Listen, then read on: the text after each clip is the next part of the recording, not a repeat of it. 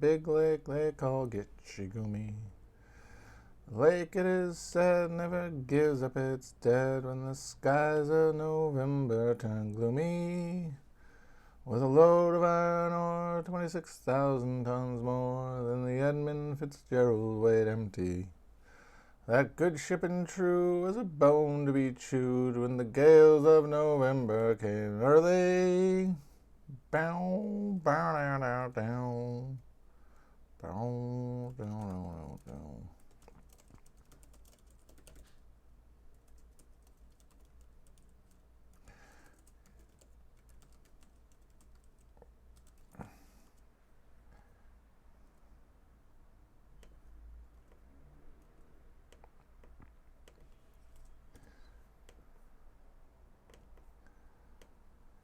The ship was the pride of the American side, coming back from some whale in Wisconsin. As the big freighters go, it was bigger than most, with a crew and good captain well seasoned, concluding some terms with a couple of steel firms when they left fully loaded for Cleveland. And later that night, when the ship bell rang, could it be the north wind they were feeling? The wind in the wires made a tattletale sound, and a wave broke over the railing.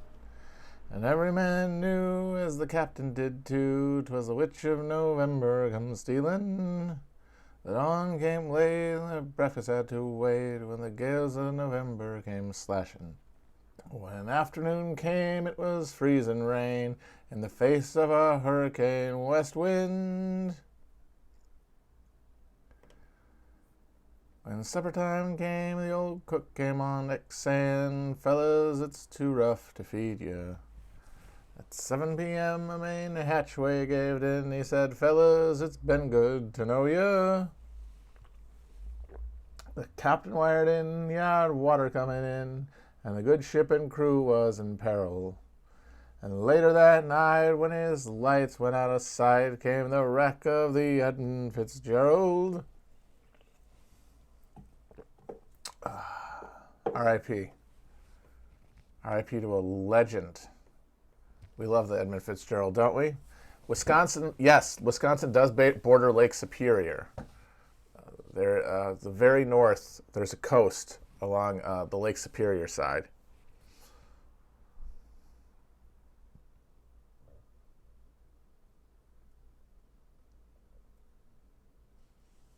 On the other side of the Upper Peninsula.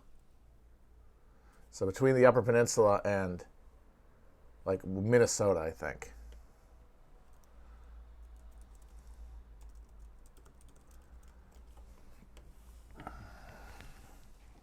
I'm not actually very well traveled in Wisconsin, I have to be honest. I really did cling to the lower coastal corridor. Because Wisconsin, like a lot of those Midwestern states, it's a lot of different places. You know, they don't necessarily interact a lot. Like, for example, I grew up saying, I referred to things like Coca-Cola as soda growing up, which is very true of the coasts, but in the Midwest, it's supposed to be pop. My cousins who grew up about an hour to the northwest of me in the Fox River Valley, they all said pop, and they would come to Manitowoc, and they would say soda, and they would say pop, and I'd be like, what the fuck are you talking about?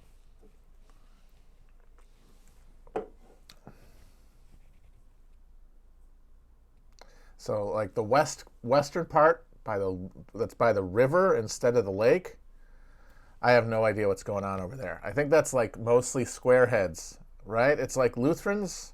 It's basically interchangeable from Minnesotans, where they say pop.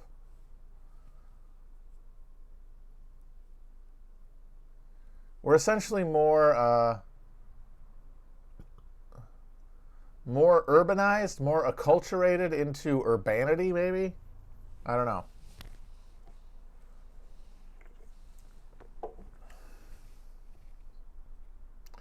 Because Wisconsin is known as an agricultural hub, right? The dairy land. But along the coast, those are all, there's not a lot of farming going on. That's more traditional commercial ventures. And you've got, Milwaukee is sort of the farthest west, right? I'd say that Milwaukee is the farthest west and north Rust Belt city.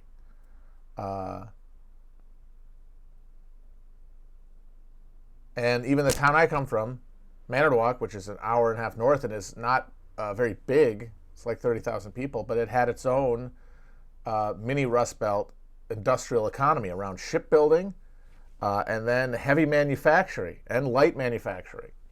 So there's like Manitowoc, there's this big company that made yachts after World War II, saw Manitowoc make half of the U.S. submarine fleet. And then after the war, it was a shipbuilding place, but there was also like Manitowoc cranes and heavy machinery and the ice machines. The pots and pans plant.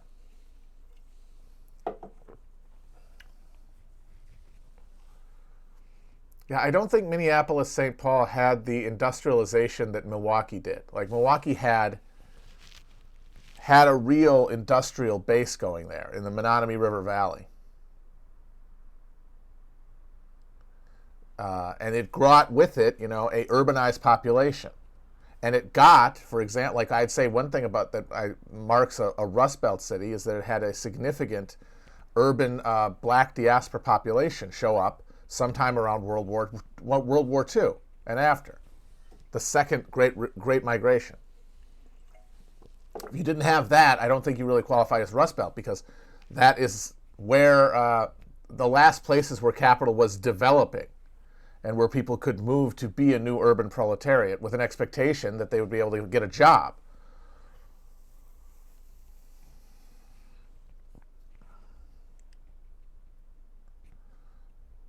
Minnesota didn't really have that.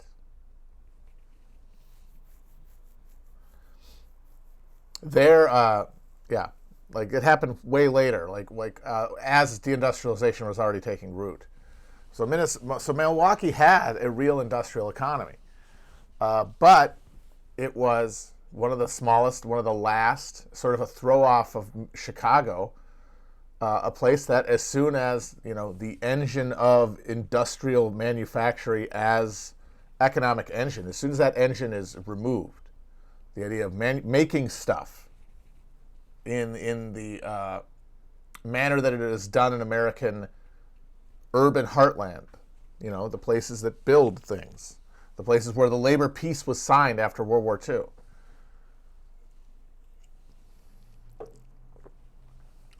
Yeah, Minneapolis didn't do industrialism. They'd had the mills. That's what you had. That's like before the factories get there, you get the mills. The mills are supposed to but they never got there. The crest receded before it could get to Minneapolis.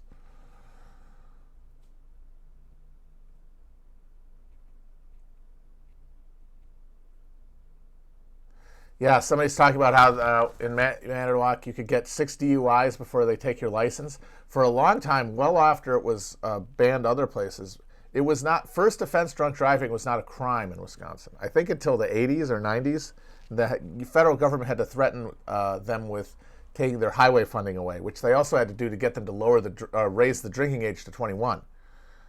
But first offense drunk driving was not something that you could get booked for, basically. You just get sent home.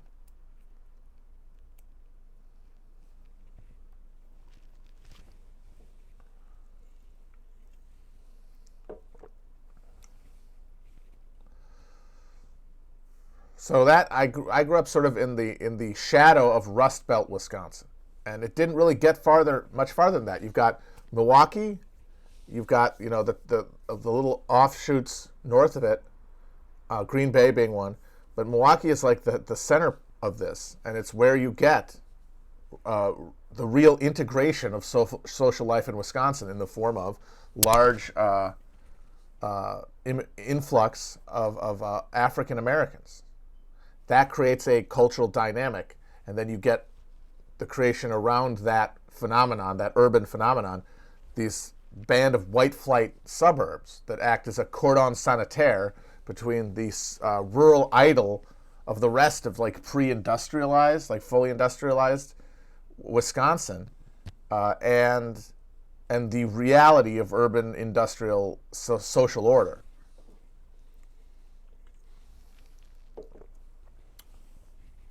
And so the cultures are different and the politics are different.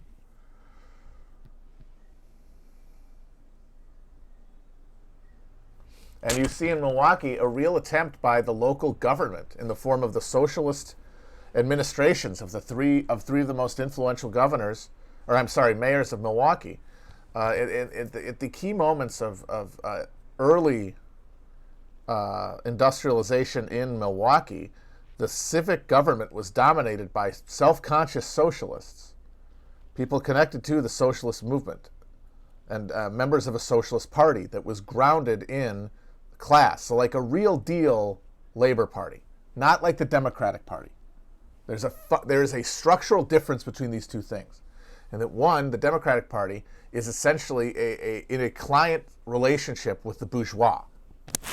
Like their existence is fully determined by the indulgence of and at the discretion, and it operates at the discretion of the ruling class. Yes, there is a grassroots support for the Democratic Party, and there is the party apparatus itself, the bureaucrats who make it up, but power is dispersed dramatically in one direction. There's at best an advisory role for the fucking populace. The Socialist Party exists because of the subscription of workers in the form of buying party newspapers, paying dues to the party itself, volunteering for the party. Those structures that are filled by mercenaries, basically. Like this is how hegemony works its way through an institution. If you want to understand that concept, this is a good comparison. The people who make up the actual party itself, the ones who make decisions within the structure of the Democratic Party, are essentially mercenaries. They might have a broad political point of view, but the thing that is motivating in the government is advancement up the rungs of a capitalist system that they've invested in, because they're being drawn only by this position as a social relationship, as a relationship to capitalism, as in not being fucking exploited by it, as in not having to actually work for a living, because it sucks to do so. The Socialist Party, the people who make up the party, are doing it because it constitutes their identity. It constitutes their sense of self. Their participation is self-building. It is not exchanging their time for money, which is what it is within a bourgeois political party. That is a pure time for money thing. That time is being compensated for, not with money, but by the sense that one is collaborating in the building of a better fucking world. Like you are able to live within the constructs, within the incentive structures that fill the party, that pull people from the grassroots into its organs, like capillary action, is commitment to principle. But that's only possible because there are jobs to be done, that there is money to be distributed, that there are positions within the hierarchy that can figure out how to direct all of that grassroots desire for socialism into a coherent politics that can be effective. So there has to be a hierarchy in terms of responsibility and access to information and access to levers of power. But that hierarchy does not necessarily have to be governed by mercenary capitalist self-interest. That the point of the counter-hegemonic struggle within capitalism by the working class is to build counter-hegemonic institutions that internally generate a type of relationship to politics and to one's priorities that is fundamentally different from the mindset of the people who make up bourgeois parties, which means that they will actually respond to the incentive structure of the political party and like the labor unions that are attached to it. The people expressing their will through those organs then have their will earnestly carried forth by the people in the party, because there's no conflict. There is no sense, there's no point at which there is a conflict between the self-interest of the bureaucrat, of the party member, of the politician, and the base, the mass, the working people. Under a bourgeois party system and in bourgeois politics that assumes capitalism, like the Democratic Party, bourgeois comfort of life, distance from alienation of labor, is a condition for the Democrats' participation in politics. They have to be able to preserve their self-interest, as defined as selfish interest, because they don't have any connection to anything greater. A socialist party would not understand their relationship to their self-interest that way. They are totally willing to shape what their bourgeois comfort is, what their relationship to actual work, actual alienation is, relative to their sense that they're collaborating in an expression of their actual understood desire, their drive, their purpose that they have generated for themselves through struggle.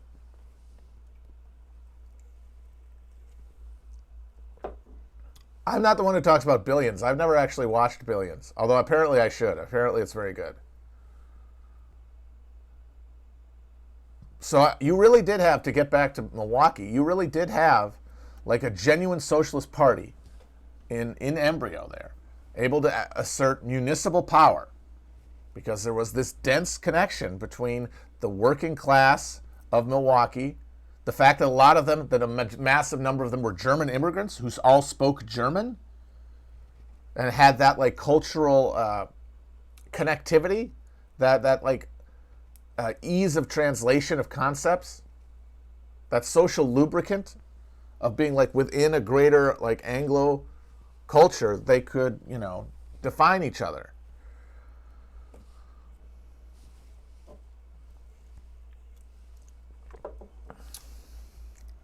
And they were able to exercise municipal power. And so during the creation of the American industrial city at the turn of the century and afterwards, mayors like Dan Hone, Emil Seidel, are able to, and the Socialist City Council, more just as importantly, if not more so, were able to direct public investment into civil interest, into like a greater interest that transcended the profit imperative, and it had an effect. But as that Socialist Party was broken, and as the Democratic Party triumphed and assimilated the working class movement into its structures during the New Deal, by the time you get to the 50s and the real explosion of industrialism in Milwaukee, and like the creation of the modern stratification of like wealth and development that has marked Milwaukee ever since then. Like, they had a socialist mayor during that era, Frank Zeidler, and he was able to do some good stuff. I mean, I honestly thank the socialists for the fact that the vast majority of Milwaukee's most pristine and beautiful waterfront is all still public parkland. It hasn't been turned into fucking condos or private yacht facilities or bullshit or some public-private partnership.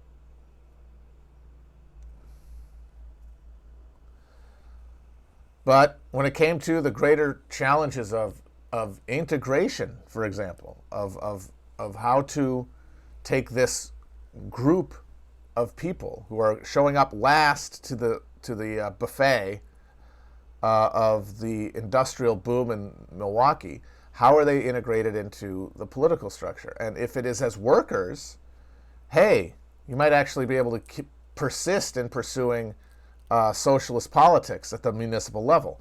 But if it's as others, as competition and threat, then bourgeois political considerations will dominate everybody's voting patterns, regardless of what they do, regardless of if they're workers or not. They will be voting along the interests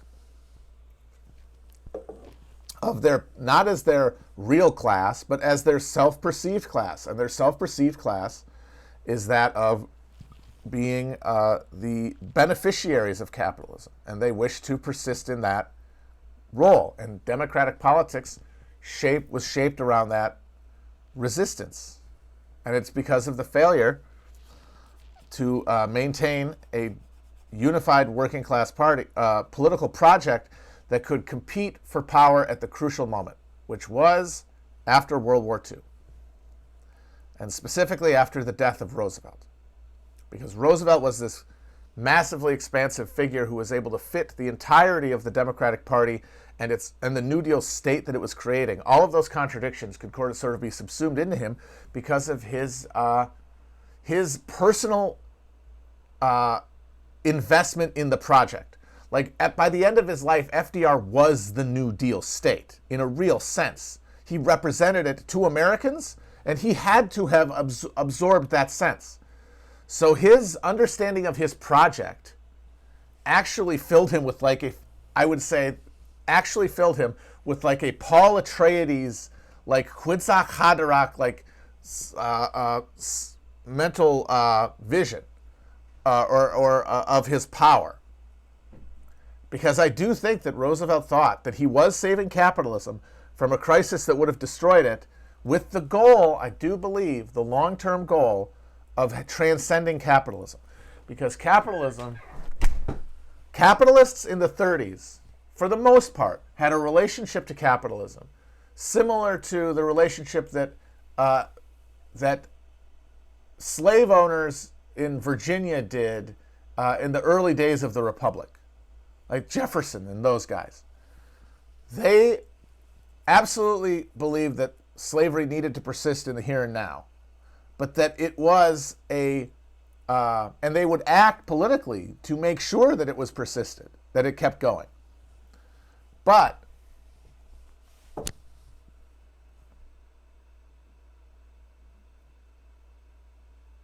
they would have had a long-term vision that their actions would be leading to a future of emancipation. That's what they thought they were doing. Now, of course, that was a delusion. That was them trying to paper over the inherent contradictions in their way of life that they couldn't examine. And so they discarded the idea as practical in the near term.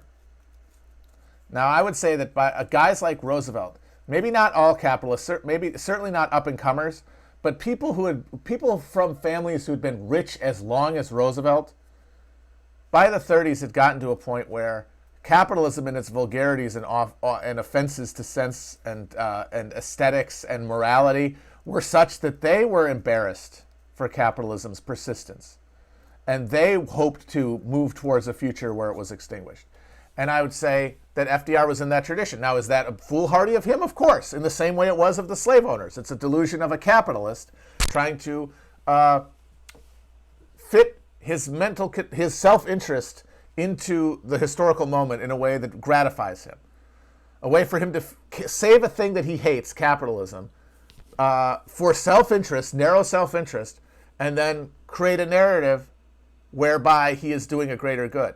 And he's doing it delusionally. But by 1945, I would argue that FDR's pursuit of peace with the Russians and relationships to the post-colonial South were the vision of somebody who really wanted this thing to work, who really wanted to turn the New Deal into a fundamental restructuring of what capitalism means towards its eventual extermination. Now, he could not contain that contradiction forever. He was going to eventually have to come into significant conflict with either capitalism or his political project. But he never got the chance because his goddamn head exploded. And maybe it exploded from the contradiction. I wonder about guys like FDR and Lenin, where like the coming contradiction that they're not able to reconcile, that they know is coming, just makes their heads explode so that they can just check out of it and leave it to the next guy. And when he dies, you have this jump ball, basically, between the two existing political hegemonies that were both being subsumed under the greater New Deal project and the greater iconography of FDR himself. And that was the working class project, symbolized at the level of executive power by Henry Wallace, who is not a socialist, didn't come from the socialist project, came to politics from a moral position of Yankee Puritan probity. But that position had put him on the top of a movement that was connected from, in layers of, dense layers of functional hierarchical control from the grassroots of a multiracial, not obviously in the sense that we would want now, but much more so than what the capitalist alternative wanted. Working class movement that expressed itself through the actions of political parties like the Democratic Party, but also the Communist Party, and then also labor unions and their associate organizations. And then there's a fucking wedding cake stack of authority, delegation, and democratic control that ends up in the person of Henry Wallace, who believes in his project of advancing humanity by extinguishing capitalism peacefully, with the same purity of belief, Simon Pure naivete, as FDR did in his vision, but a further elaboration of it. And by 44, when FDR's health is failing, and the critical question comes, who is going to be the likely next president? Wallace, who had been FDR's third-term VP, replacing the reactionary Southerner, Cactus Jack Garner, but the party stalwarts who were willing to put this dying man on the ticket to keep things smoothly going insisted that Wallace not be on the ticket. They made it a non-negotiable condition of their participation in his renomination. And he buckled, and they put Truman, party hack, on the ticket, meaning that in the key moment that came, the party apparatus itself, governed by these hacks, by these bourgeois rentiers, basically, political rentiers, were going to impose their will, which put us in a terminal decline of capitalism towards suicidal extinguishment, the same way that the explosion of the cotton economy in the South doomed their project. And in the same way, our cultural rulers and our ruling class, broadly understood, no longer is embarrassed about capitalism, no longer feels any of that early Republican disdain for its savagery. We have now decided that the savagery is a virtue, just like the old antebellum planters did, the fire eaters of South Carolina did.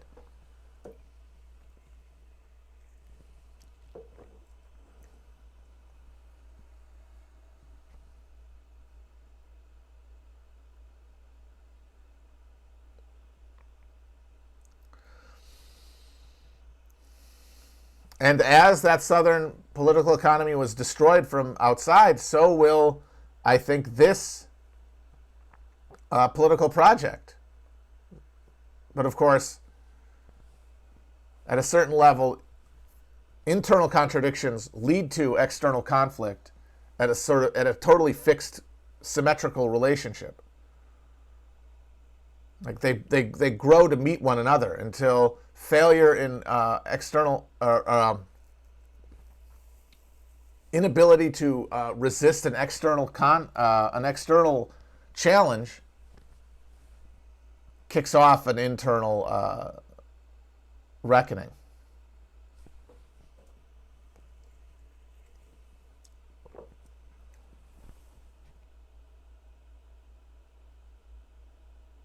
Yeah, honestly, and this is why I am G-pilled. Because I can be facile and imagine the battle between the North and the South in the Civil War over the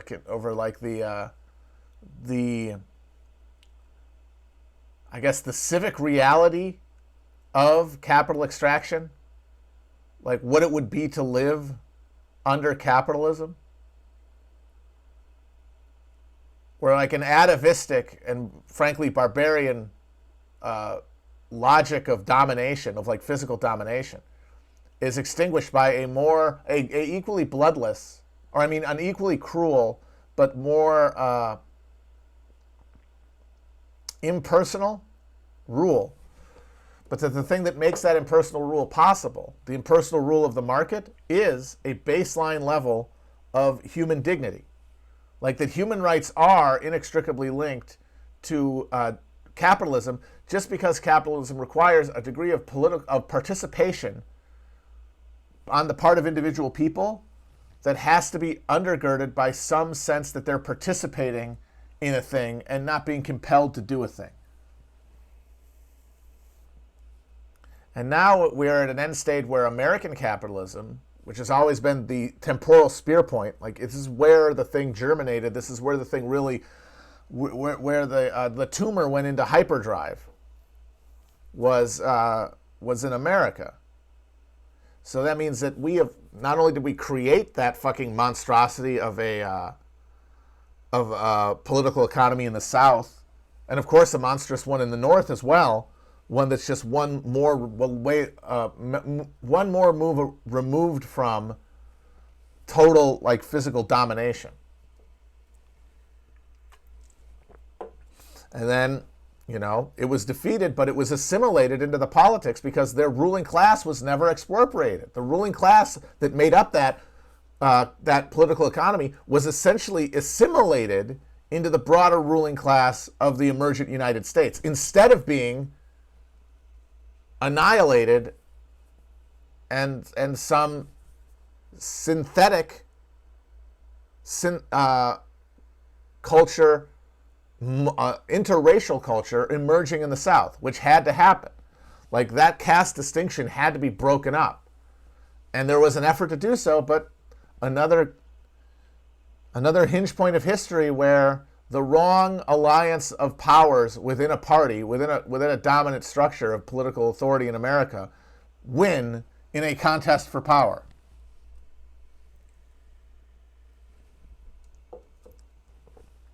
And I would say that the reason that the contest for power, beyond just the coin flip stuff, like Johnson being on the president after Lincoln, even without that, you still have a massive problem there. You still have a huge contradiction that has to be resolved. But at that point, Johnson represented the only coherent side. The radical Republican side was built out of reaction to Johnson's policies. And so it had to be built on the fly. And when it was being built in a moment when all possibility of land confiscation and redistribution was being taken off the table. And the ruling elite of the South, who had carried out the insurrection, were being mass pardoned and assimilated back into government. And where the places where former slaves had been given land by the U.S. military as a military exigency of war, were having that land confiscated. And that was all on Johnson's prerogative, directing this center of gravity within the greater Republican project, the greater project of winning the war, the greater union at that point, national union, as the Republicans called themselves that year, project. And Johnson represented one coherent part of it. The other one was completely riffed because it wasn't coherent. It made up workers, it made up yeomen, it made up merchants, it made up the professional class that supported the Republican Party and made up the officials within the Republican Party, but not around a central idea other than getting rid of slavery. But beyond that, there was no agreement. And you had moralists like Sumner, full liberals who had assimilated the idea that, liberal free individuality was the sine qua non of political liberty and personal liberty. Didn't really care about any of the crucial questions of monetary policy, for example, and redistribution of land that would have made the Reconstruction viable. Because he took for granted the free labor, hard money nostrums of the organized forces within capitalism that had carried out the war. But there were others. There were radical Republicans who understood the implication of emancipation and the necessity to create a new political economy in the South that would have to break up the power of the old rulers, of the old landed class, and redistribute it downward to a multiracial yeoman and proto-proletariat in the South, who would then relate to each other as workers instead of along racial lines, and then carry out their relationship to capital as workers. Of course, that was there. The ingredients for that were on the table in 65. Not over a short term, not within 20 years, but like I say, as a bending of the river, to a point where maybe when the crisis comes again in 45, we have the same exact historical nexus and the same contours, but in a world where Reconstruction was pursued more effectively by a coordinated, politically coherent section of explicitly anti-capitalist politics around the Republican Party that could have been embodied in a guy like Benjamin Butler and was embodied in the proto form in guys like Butler and Benjamin Wade and Thaddeus Stevens.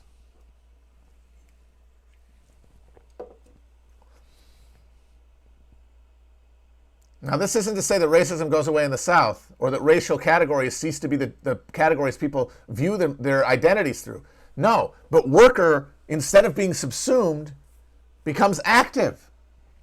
And the Bourbon elite who took over again after the Civil War were well aware of this. Jim Crow, there's a famous book on the subject, the strange life, or the strange case of Jim Crow, I believe,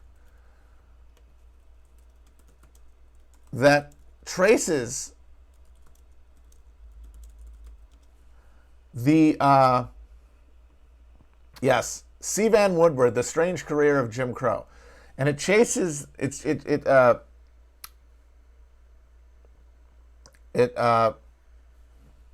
takes the arc of post-Civil War politics in the South and is able to show pretty dramatically how the rise of Jim Crow formal regimes of segregation, which were only imposed in the late 1800s. Like all through Reconstruction, there was no formal apartheid. Like there were interracial governments during this period. There were black governors and black members of the House and a black senator. But that went down there were black judges and there were black sheriffs and mayors. Real power. And wouldn't you know it, that power was most concentrated in places where black land tenureship was strongest, like in South Carolina. Places where land tenure was weakest, you had it the failure even before the economic collapse of 1872 drove a stake in the heart of Reconstruction. Maybe that happens no matter what, and Reconstruction starts failing then. But if it starts failing with a certain momentum around political expressions of multiracial land redistribution and politics around it, around the Republican Party, connected to a national party that had its support in the middle classes and advanced progressive working classes of the North, that could have allied itself as a new pole of politics. Not one that wins, but the one that exerts pressure and becomes a foil for capital. Instead of what we did get which is that a capital assumes complete control of both political parties after the war. And then politics is entirely a farrago of regional and racial anxieties and repressed rage. Southerners voted for Democrats because they hated the North. They resented their defeat at their hands. They hated the serpent of freedom and class solidarity that had been unleashed, and they wanted to defend their position there. And in the North, you voted for Republicans because Democrats had killed your dad. Democrats are the reason that your cousins all died shitting themselves in a latrine in a fucking Union camp before they even got to see battle.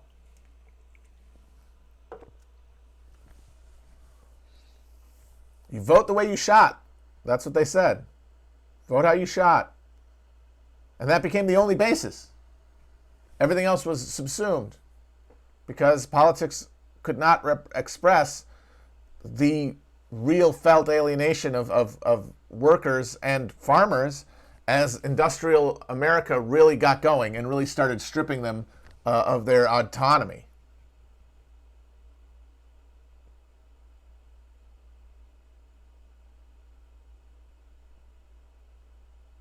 And that is why, as much as you have to affirm that the Union was the progressive force during the Civil War. They were doing necessary work. But they were doing necessary work that at some point would be contested and had to be, because it was still a capitalist project. And there was no real working class at that point developed in America to actually express itself there, because free real estate had bought off time for class consciousness to emerge in America. Free real estate and slavery kept class consciousness from developing until after our first great paroxysm, our first great political crisis within American capitalism, which was the Civil War.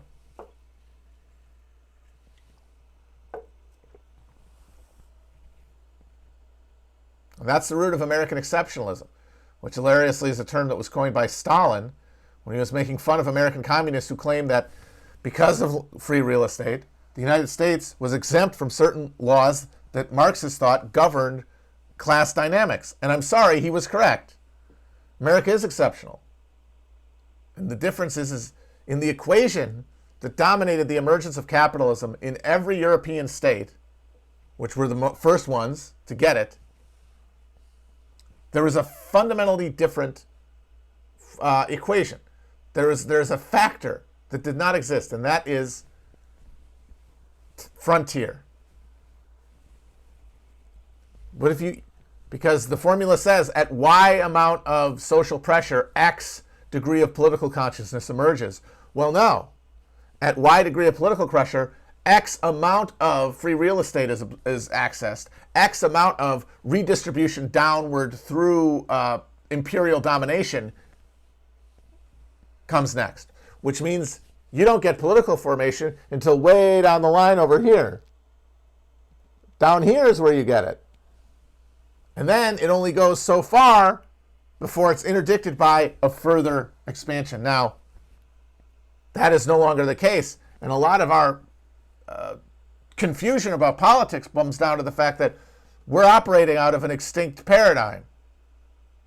The same way that those European communists were operating out of an extinct paradigm, even though they didn't know it. Because America had already created a new formula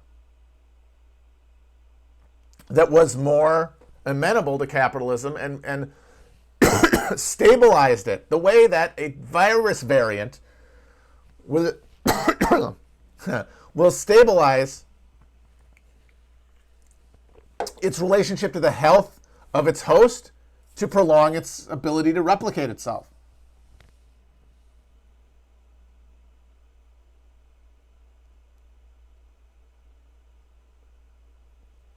But the thing that built it, the structures that built it, the institutions of deliberation, politics, culture, business, transportation infrastructure, energy, culture, anything you want to talk about, whatever extrusions of politics and culture you want to talk about, they were all forged under the assumptions that undergird that formula, where, yes, there's wide degree of expropriation, and everyone agrees that that's fine. As long as we have that, we can operate under these conditions. But we no longer operate under those conditions. The formula has changed because all those externalities that were priced out of every one of these fucking formula have now come back. The externalities that are necessary for any of the equations to work.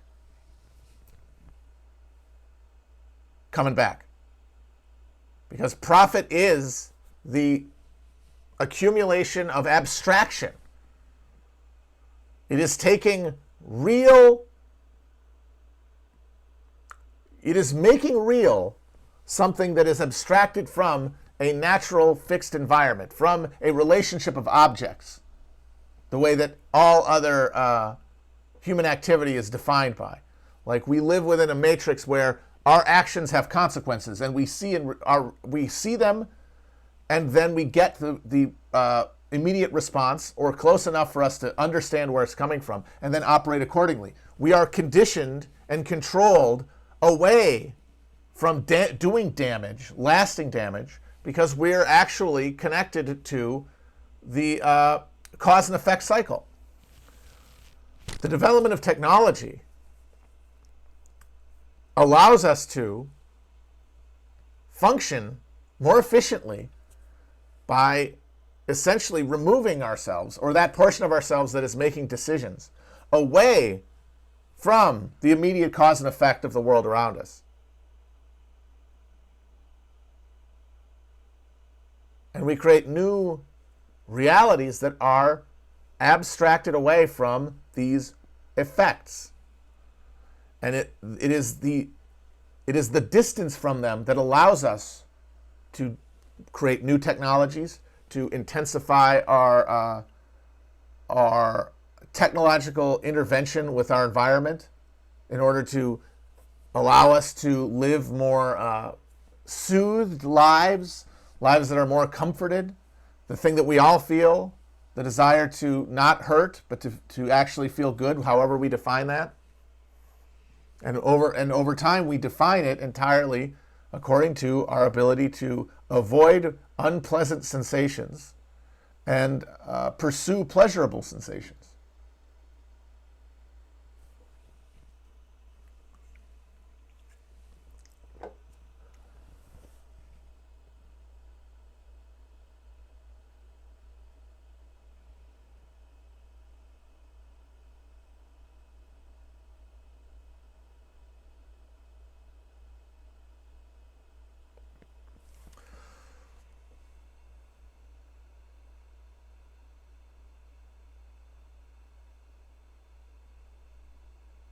So we are now trapped on, all of us, hedonic treadmills, but what makes it impossible to break out of that through logic and through intervention in media and trying to explain it and come to a consensus is that all of us configure that feeling differently.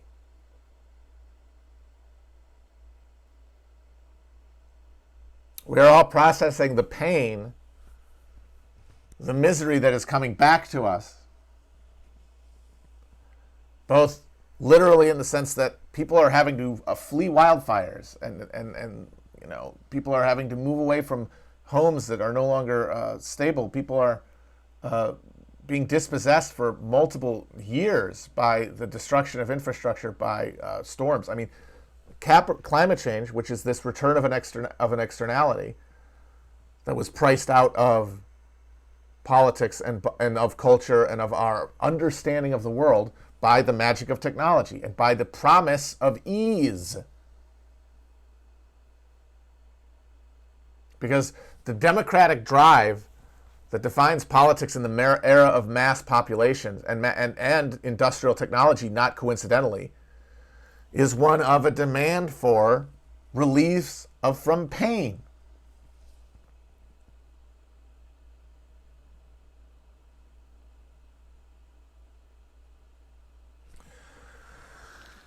And different answers for what that means arise out of class struggle and out of the creations of classes and the recreation of cultural structures that reflect a new reality to certain people based on their conditions of exploitation.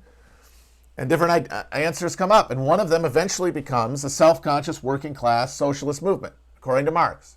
One of many responses. The people who are exploited in X way have Y reaction. And in Europe, they mostly did. In America, they did, but on a much more delayed scale because of the intervention of land.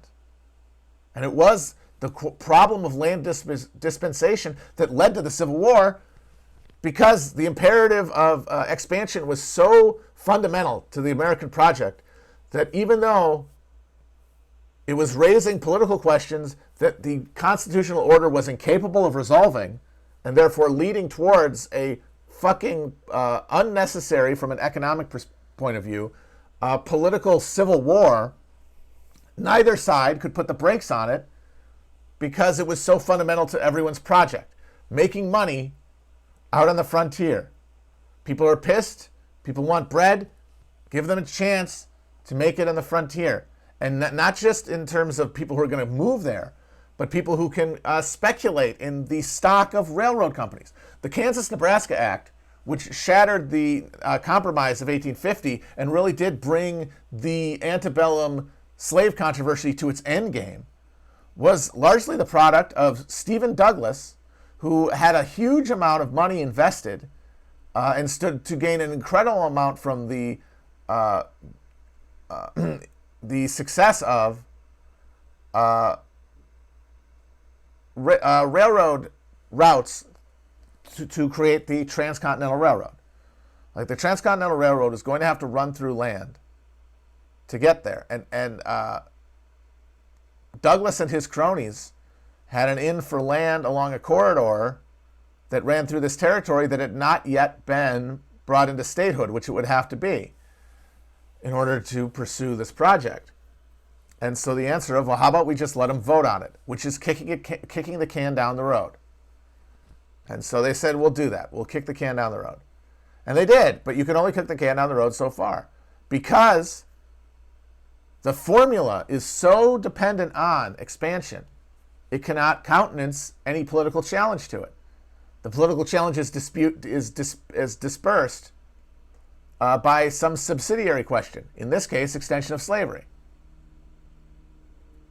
Now, we're at a similar stage for American capitalism as Southern slave capitalism was, which is, how the hell do we sustain a political economy when our growth matrix has been inhibited?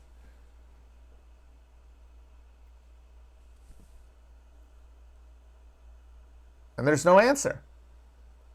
There's no internal answer. Instead, we get this culture war around questions of identity that is the product of 150 years of failure of the working class in America to cohere in the face of America's imperial project, which subsumed and neutralized its political power at every stage.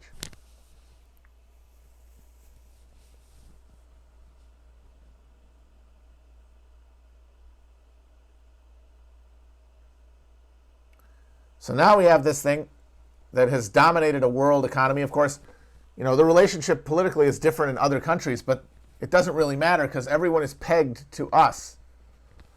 Everyone is pegged to us. They're all their own relationships. They're all their own political and economic relationships to this capitalist world system. But they're all in a relationship that is defined by our actions. And the engine of the thing is in our spending economy and in the currency that is supported by our world-spanning military. But there are things within that, like, so China gets capitalism way late. China gets capitalism, but basically at the very end of the line. Capitalism starts on one end of Eurasia, kind of ricochets back a bit, like, if you imagine it as like a meteorite hits England in like the 17th century, and it just sends shockwaves across the globe. And then capitalisms develop nationally in different areas over different times. You get the echo coming out. They're all getting capitalism in utero in some way as they're relating to this emerging world market. And then eventually, a crisis within it emerges that leads to some configuration of forces that carry out modernity. That's what it is. Is that capitalism is the wheel pulling all of these carts. But the way that it is expressed culturally and politically is different in every place depending on the conditions of development that existed when capitalism had to start emerging there to compete with other states. And so the reason the Russians are the only ones who are able to carry out a communist overthrow of European capitalism is because it was the least developed. It had the least developed institutions to resist.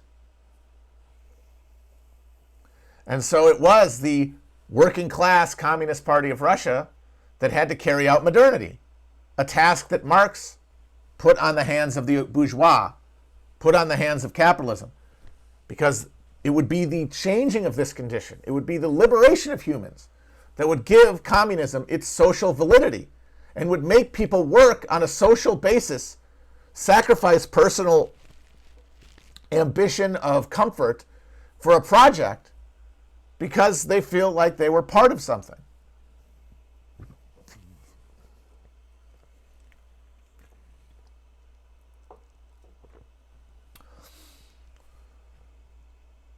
It's actually that they had the most powerful ruling class, because the antibodies that resist working class power are not to be found in the raw, in the exercise of like raw feudal land tenure, the way that the Romanovs did. It's by the institutions of the middle class. It's by the relationship between urban cosmopolitanism, which is independent of capitalism, I would argue. I think one of the fundamental problems a lot of alt-righties and post-lefties have is that they think that capitalism is somehow inextricably linked to urbanity and cosmopolitanism. That is incorrect. Those things are older than capitalism. Those things exist everywhere. The urbanity and the expansion of horizons of the dissolving of distinctions, I would guess, along like rigid categories of identity. They correspond to being in a group of, being in close quarters with other people. That is a relationship that then interacts with capitalism in different ways, depending on what sort of social structures have emerged when capitalism is imposed on them. And capitalism very much was imposed on Russia by the Romanovs in an effort to stave off what happened to the Chinese coming up at the very end of the caboose, when capitalism was forced on them at the barrel of foreign guns. Capitalism comes for the Russians and the Chinese at about the same time, in the mid-19th century. The Russians abolish serfdom. The Chinese go to war with England and get their asses kicked.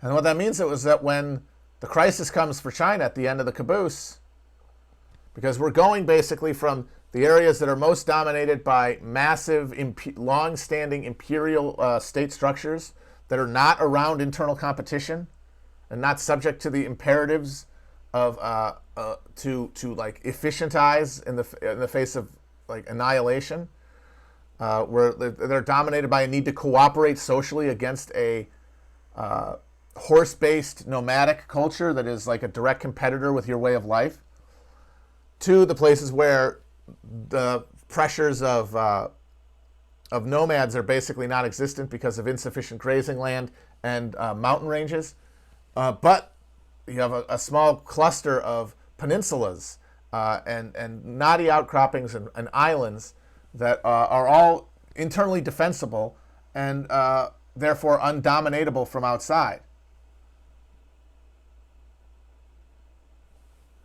So that's why capitalism emerges there, explodes there, and then is adopted internally or imposed externally, depending on how developed those social technologies to translate. Not the actual technologies, because the Chinese had all the technologies that made capitalism long before Europe did.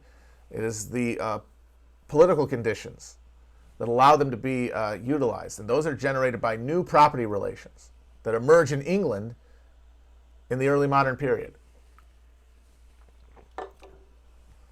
Like, if you want to know why capitalism might destroy the earth, it might come down to the fact that that goddamn area between France and England that they call Doggerland, and that was like 100,000 years ago, was above ground and connected the British mainland, the British Heart Island, England, to France.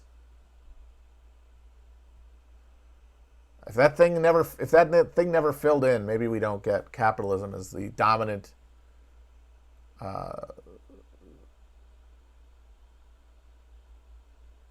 like programming for like all social interactions at the point when our ability to manipulate technology is almost superhuman and godlike.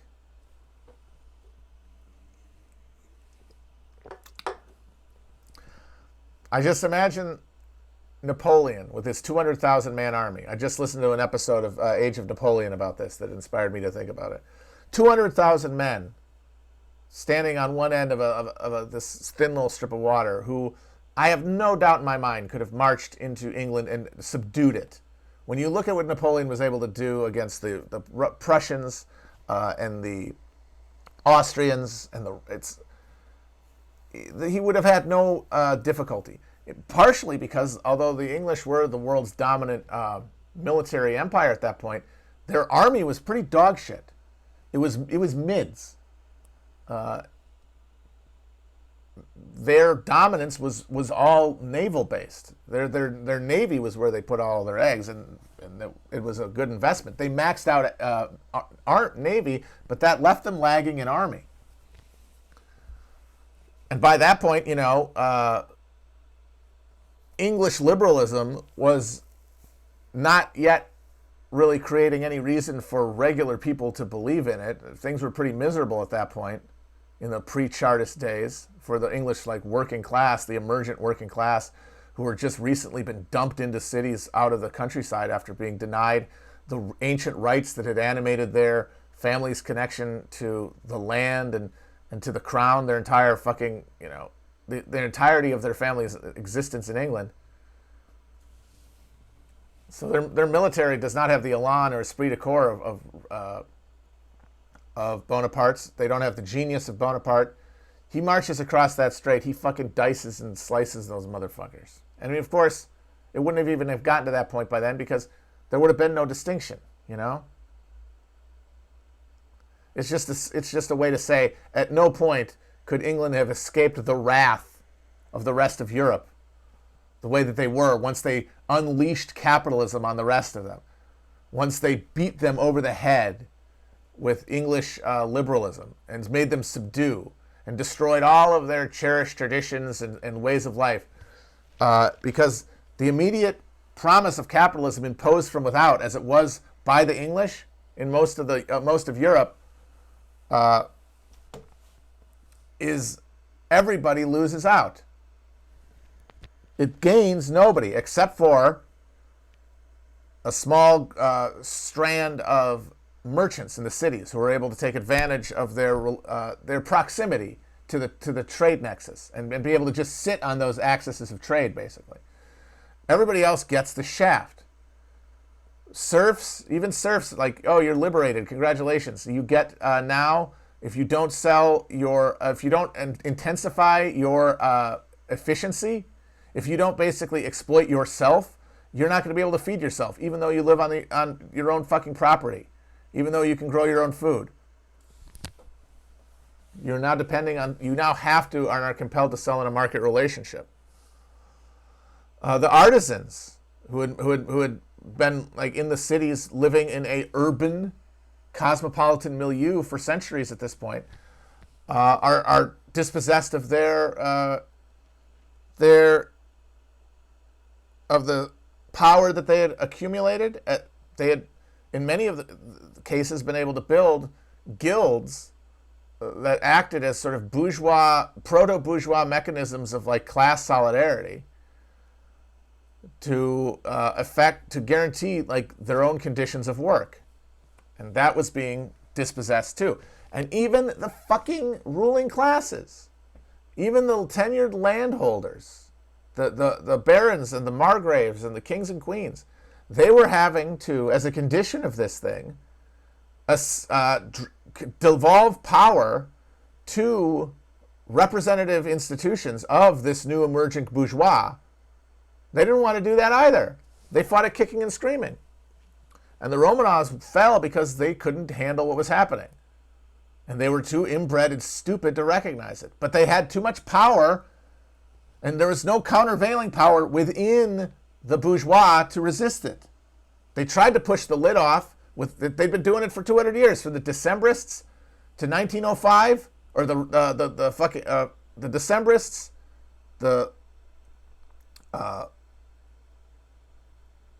what were they called? The Narodniks in the 1880s, and then 1905, they were trying to get together some sort of liberal opposition to Tsarist autocracy, and they couldn't do it. It wasn't happening fast enough. They weren't uprooting fast enough because nobody had any interest to do it except for this small middle class that was undernourished. In China, there's nothing obviously stable that can oppose communism when it comes. But when it comes, it's not really the same formula as has existed in Europe. Because here, there is a base nationalism that in Marxist theory is alloyed out of working class movements in European capitalism because of their conditions of competition with other states, which didn't exist in China. What they got in China was a revanchist domination, a century of humiliation, as it was called, that informed all of liberal and then communist responses to the decaying Manchu dynasty.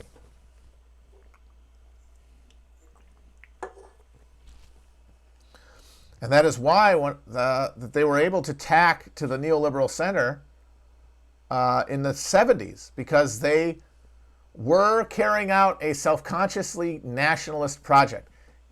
Remember, they talked about socialism, they talked about communism with Chinese characteristics. And what that boiled down to is with a commitment to China as a nation, a commitment to China as a polity, not necessarily as just one representative of an international working class, but as a politically particular unit.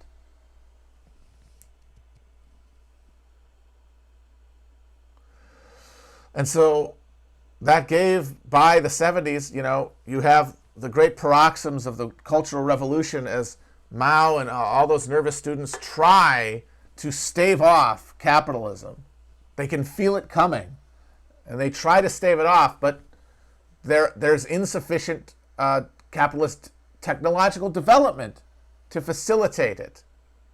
You're sitting on top of a stagnant a stagnated economic engine, something that got hooked into the capitalist world system in the 19th century and had barely built any kind of internal industrial economy, and had done very little to uproot people from the land, which is a necessary condition of modernity.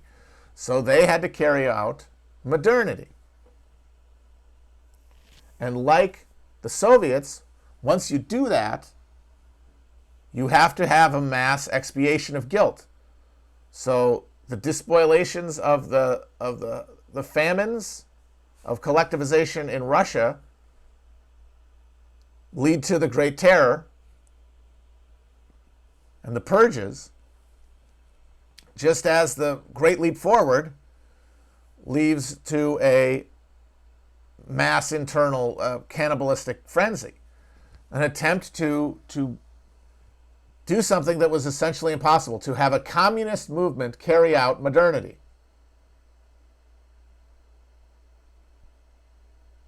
I said, it said biggest cities in the world. Cities is not capitalism.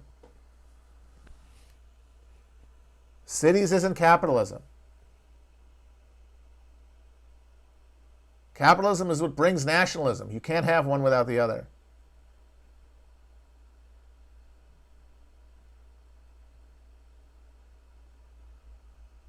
Modern nationalism is capitalism's neurotic crisis of identity as capitalism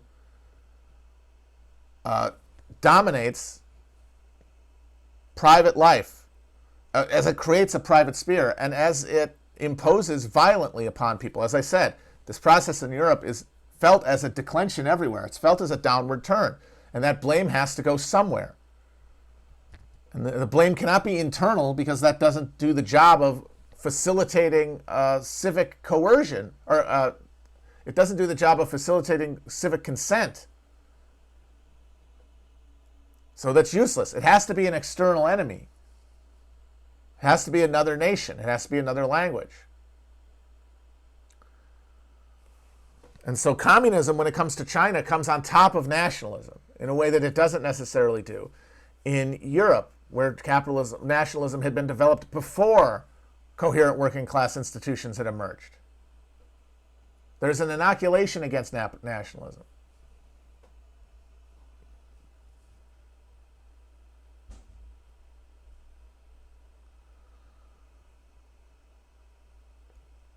Cities mean industry, but that industry is not necessarily capitalist. What makes a capitalist is when everyone engaged is engaging in a market relationship because they are compelled to, where they're following a logic that is not dictated by their consensual assent to market relations.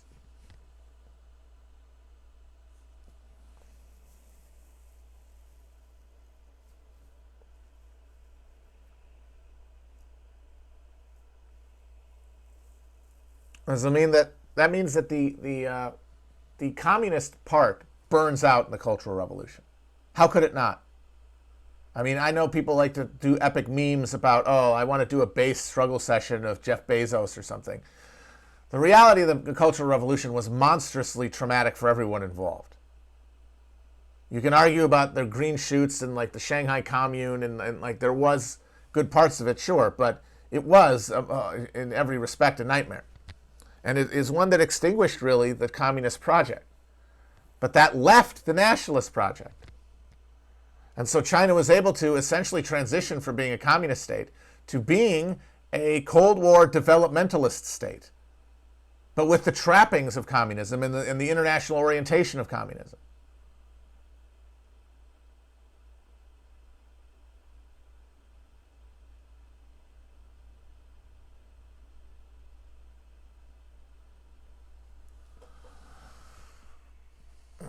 We've never had a communist state. I know that seems like a cop-out, but we have not. We have had states within a global capitalist system ruled by bourgeoisified party apparatuses that had greater or lesser devotions to an undergirding social project. And so the thing about that is that means that there's plenty of reason to support the Soviets during the Cold War. They're clearly the superior formation within this structure, but they're still within a capitalist mode of production that dominates. They have to extract surplus value from workers, and they have to also alienate the workers from their autonomy over their lives. It has to happen.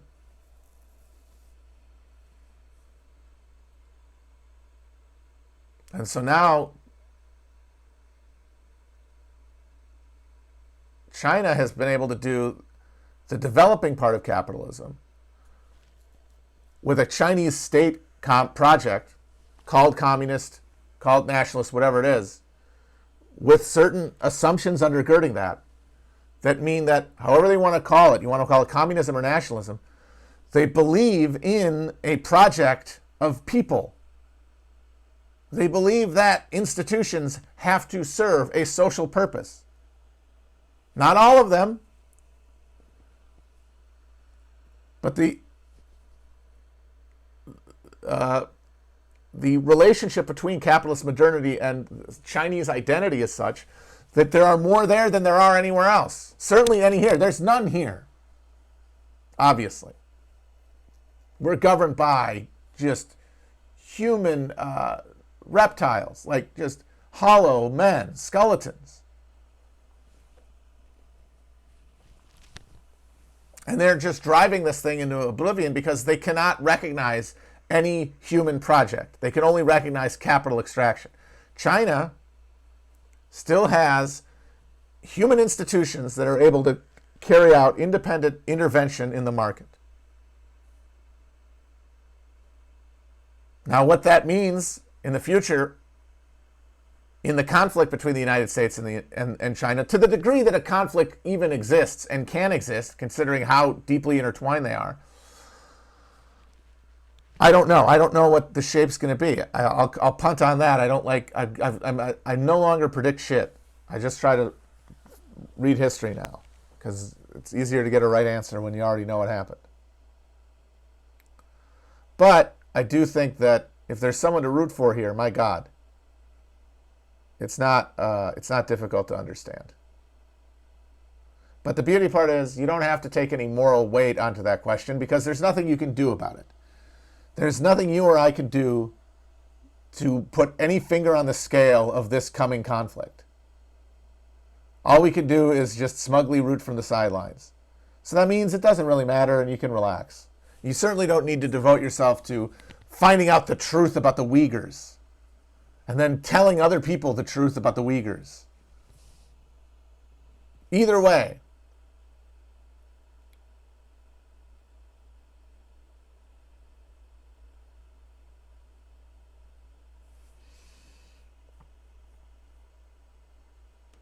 I mean, yes.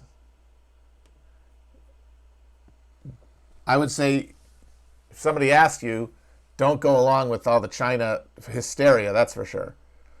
Don't start being like, yeah, man, they're going to come and they're going to connect your dick to a landline and control you from a remote control.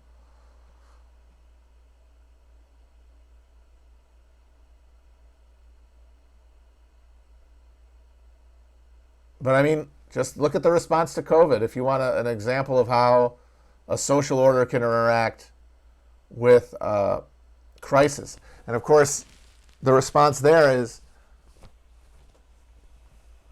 but they're so authoritarian about it. If you like that, if you think that's better than what we have, well, then you're a bug person who wants to live in the Matrix and be controlled by the Chinese communist drone following you everywhere. And I just got to say, look, I don't buy any premise that starts that we're freer people than the Chinese are.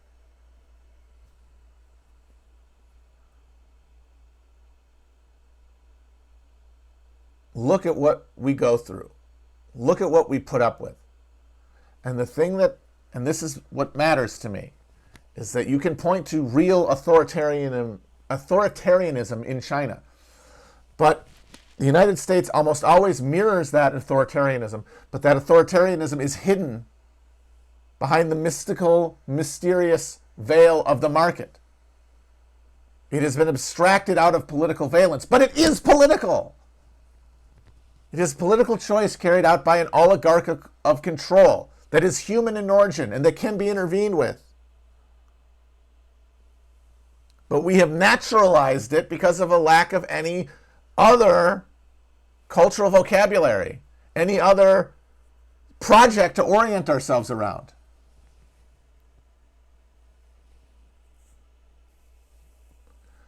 And if you're going to have that, if we're all going to live in a situation where the market, some combination of technology and an algorithm, I mean, this is what we're talking about. We're talking about real technology like the social credit machines and the CCTV cameras and the great firewall of China that the Chinese have. Or just the regime of daily economic compulsion that gets us, and debt. Forget any of the rest of that. Forget gotta pay your bills. Debt.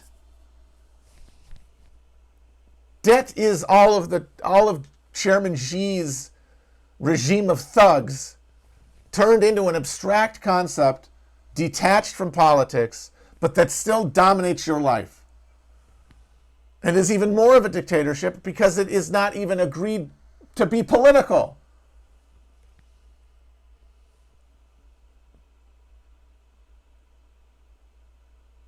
Like, we complain about social credit. What the fuck do you think your credit score is? That is your social credit score. It determines what you can do.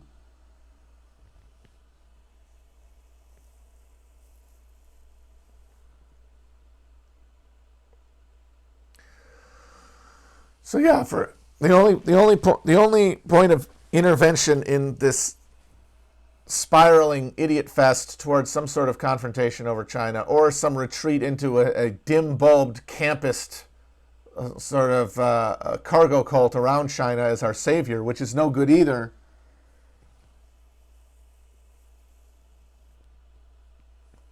Is to just use the conflict as a way to get in as a wedge.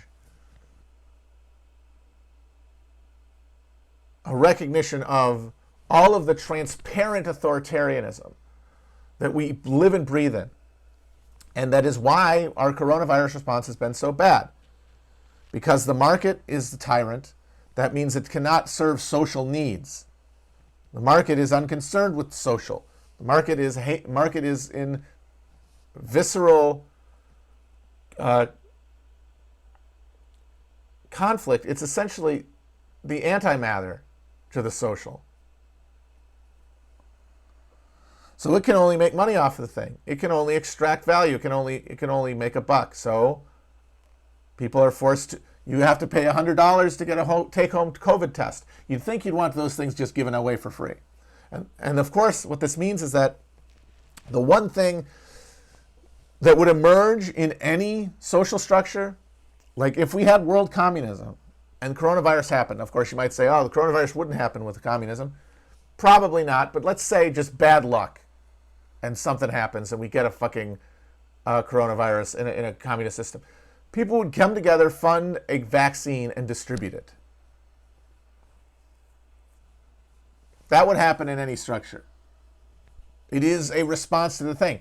Capitalism is doing it because their system runs on a consumer economy that is being genuinely hindered by the continuation of this thing and its pressure on civic infrastructure. So there is an incentive to do something to reduce the deaths and to reduce the sickness. So they would make a vaccine. Now, a communist country like Cuba, it did, for example, we can just watch. What did Cuba do? They made a vaccine. Now, we made it with the monstrously corrupt pharmaceutical industry. And it became a huge huge privatization of wealth scheme where public research gets privatized for profit, which is how capitalism works. But every incentive still aligns to make a vaccine that is effective. And then, once it's available, how is it distributed? Well, if it works, if it's doing what both capitalists and communists would want it to do, then rich people are going to want it. And they're going to want to get Americans it very quickly. Everybody else can kind of wait. And people in the global south who don't really spend a lot of money, they can wait a long goddamn time. In fact, we might not want them to ever get it because, hey, maybe this solves some of the problems we're having with the arithmetic on our global political structure.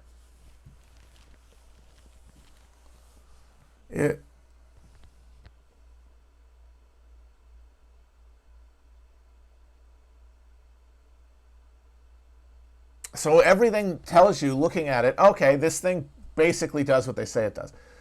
Rushed, yeah, Probably going to have unintended side effects that are going to be bad for you, definitely.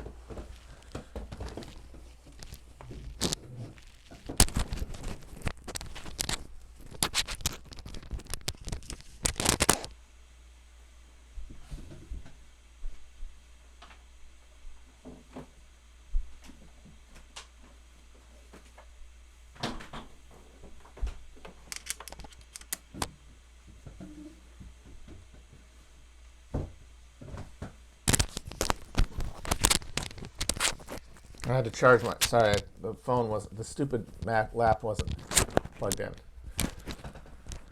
Sorry, I'm just on a roll here. I don't want to stop quite yet, even though I've gone long already. But yet you have this huge resistance to take the vaccine. And here's the thing. It is all warranted. There is no reason to trust these institutions. They're bad. They do bad things. They want bad things for you.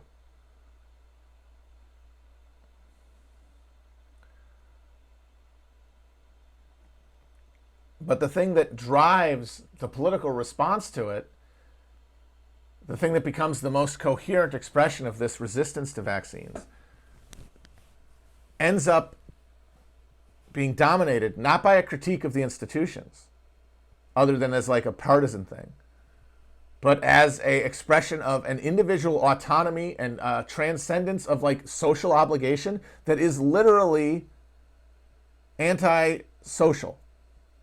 Like, it is a denial of the existence of the social and of social obligation as a concept. Now, of course, as I said, plenty of people don't think that way. Because they think it's a scam. They think it's wrong, but they accede to so much. This is what I'm saying. We accede to capitalism's absolute mandate every day of our lives. It sucks us down, it drags us down, but there's nothing we really feel that we can do about it. What we can do about it is express that alienation somewhere else. We can transfer that feeling to something else.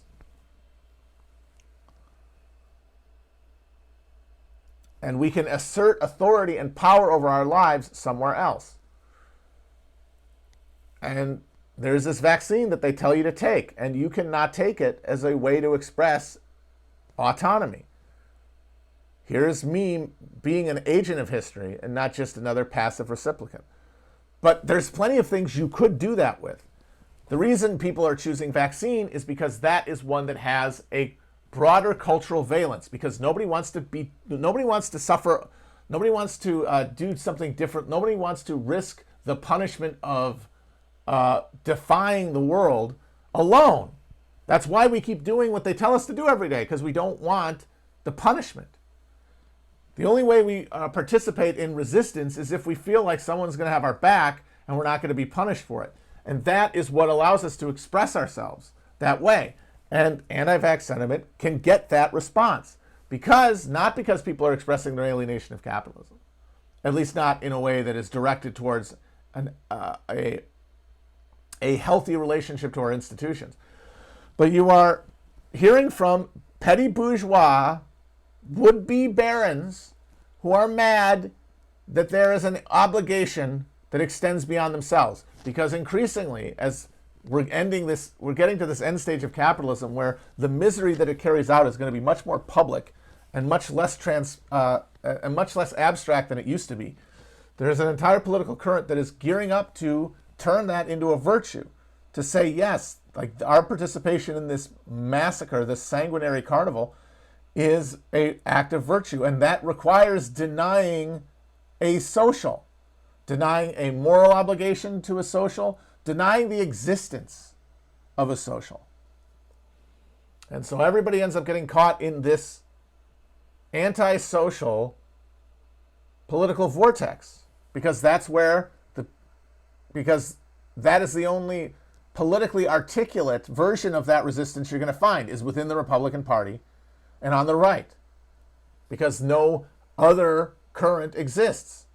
Everybody else is just drafting off of the left liberal hegemony of the Democrats. Bernie was the alternative to try to turn it into a question of institutions, but he got rinsed, because the people who vote are our last landowners. They're the last barons. And so the ones who deny a social are the ones who dominate the Republican Party. Now, of course, the social that the liberals believe in is a cramped liberal fantasy that is not up to the contradictions of capitalism, but they can sustain it in their suburban bubbles the same way that the delusional no society MAGA people can.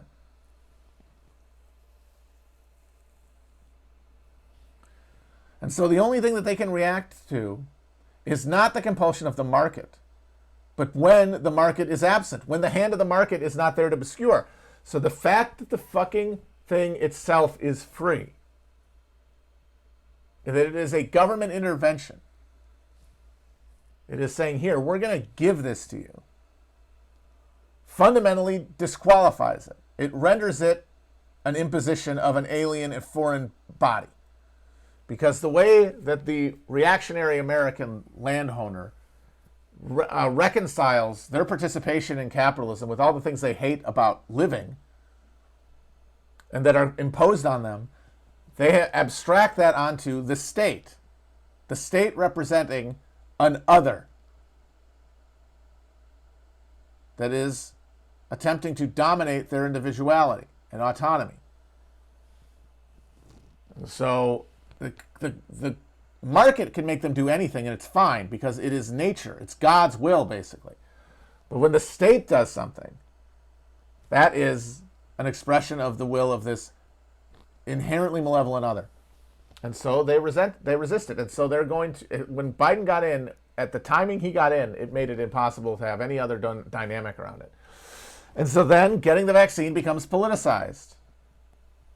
And that means anybody who is anxious for good reason about America's pharmaceutical infrastructure, its governing institutions, is absorbed in a greater umbrella of this antisocial reactionary posture.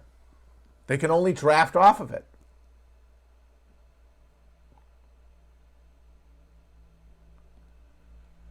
And that's why it's very funny to see people who,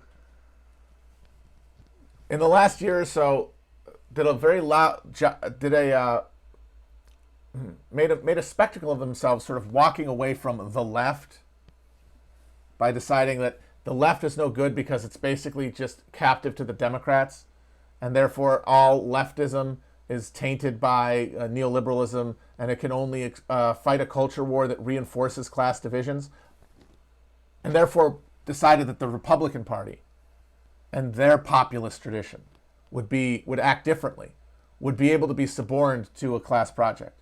So in the moment of this monstrous failure of a response to COVID, with people being thrown out on the streets, with people being forced to work shitty jobs and cut off from unemployment, with people having their lives at risk because they can't get to a fucking hospital, or they're afraid of what it's gonna cost them to get the fucking vaccine. A lot of people don't even believe it's free, or what's gonna happen if they get sick as a result of taking it.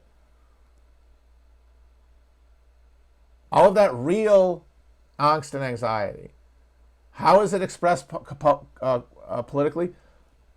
As a question of whether or not you should be able to eat horse dewormer, and then becoming a exponent of a culture war of resentment that says, oh, the liberal elites are condemning my precious folk way of eating this medicine. All of a sudden, these people who are trying to walk away from the culture war by disengaging from the Democrats, what's this? Oh, I'm on the exact same, I am on the other side of the exact same sterile, stupid argument that cannot result in class politics. What is the class project that comes out of telling people, yeah, don't care what the doctor tells you. Go on Facebook. As an alternative to a vaccine, as I said, that should be rationally understood to be the right thing to do.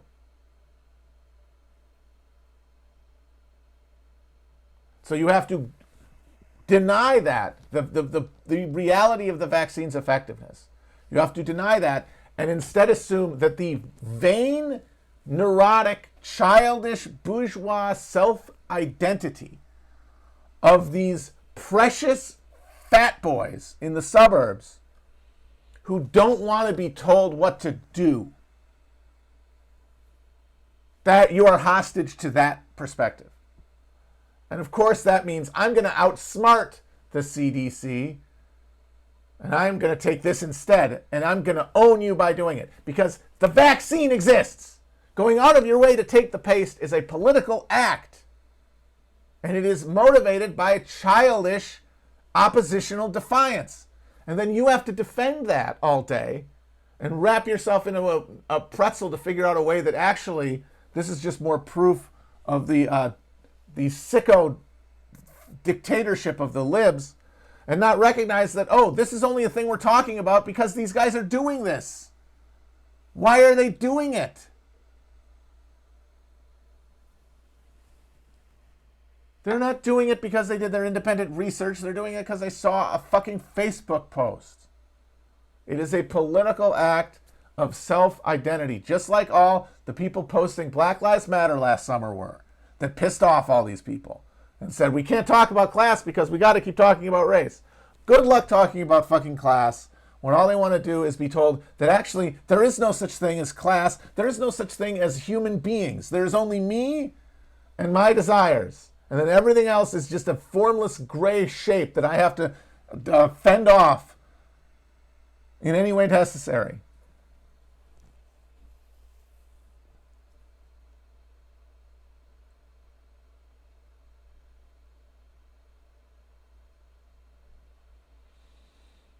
I mean, at a certain level, you have to recognize, oh, I am writing this for the indulgence of just the same sort of spectating, hooting swine, the disengaged spectators who are watching this country get ground into fucking bone meal, who are getting off on watching it. I'm just serving out more slop for them.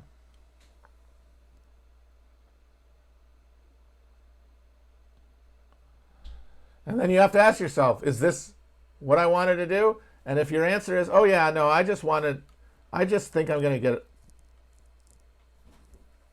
I just want to either get a job out of it, get some self-esteem, or just, I don't like sports ball, so this is just as good. And that is where the real nihilism resides. That's where and that is selected for. Everybody in all of left media, right media, media period, they're selected for mercenaries. That's why everyone is so terrified of being a grifter or of being grifted. It's because we recognize what the incentives are of this structure.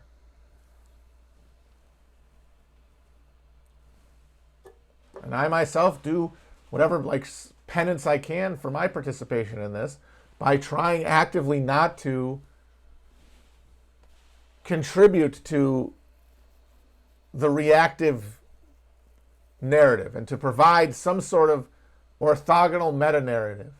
And that is, of course, self-serving, but who else is it going to serve? We're all only as compelled by others as we're made to be. And I'm building my connections, but, work in progress.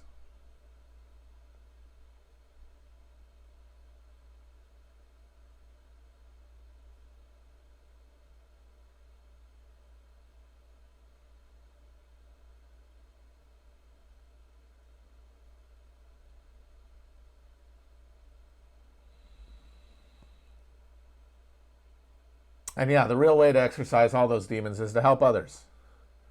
It's very banal and also vague because, help is a very wide term. But yeah, I think Potter Stewart said it. Helping, you know it when you feel it, if not see it.